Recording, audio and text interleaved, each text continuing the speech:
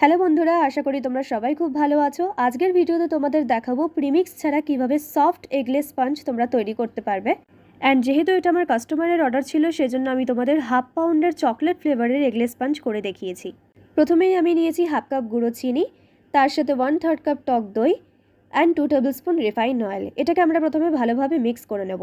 আমি এখানে প্যাকেট দই ব্যবহার করেছি, তোমরা চাইলে মিষ্টির দোকানের টক দইও ব্যবহার করতে পারো, কিন্তু সেটা যেন অবশ্যই জল ছড়ানো টক দই হয়, তাহলে ব্যাটারটা ভালো মিক্স হয়। এরপর আমরা নিয়ে নেব চকলেট এসেন্স। যেহেতু এটা চকলেট স্পঞ্জ, সেজন্য আমি 1 টিস্পুন চকলেট এসেন্স ব্যবহার করেছি অ্যান্ড সেটাকে ভালোভাবে মিক্স করে নিয়েছি। মিক্স করা হয়ে গেলে আমি দিয়েছি 150 গ্রাম ময়দা, তার সাথে 1 teaspoon baking powder and 1 teaspoon baking soda. যেহেতু চকলেট স্পঞ্জ, সেজন্য আমি 1 টেবিলস্পুন কোকো পাউডার দিয়ে আবার ভালোভাবে এটাকে মিক্স করে নেব। আমি এই মোমেন্টে গিয়ে আমার ওভেনকে প্রিহিট করতে দিয়েছিলাম 10 মিনিটসের জন্য, যেটা তোমাদের ভিডিওতে দেখানো হয়নি। তোমরা অবশ্যই যেটাতে বেকিং করবে সেটা প্রিহিট করে নেবে। দেখো আমাদের ব্যাটারটা রেডি হয়ে গেছে অ্যান্ড খুব স্মুথ ব্যাটার তৈরি হয়েছে। এবার গ্রিসড কেক টিনে ব্যাটারটাকে ঢেলে 30 মিনিটের জন্য বেক করতে দিয়ে দেবো।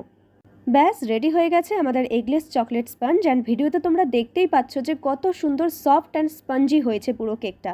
তোমরাও ঝটপট এই রেসিপি ফলো করে বাড়িতেই বানিয়ে ফেলো প্রিমিক্স ছাড়া এগলেস স্পঞ্জ কেক। অ্যান্ড ভিডিওটা ভালো লাগলে অবশ্যই পেজটাকে ফলো করে দিও। Thank you for watching.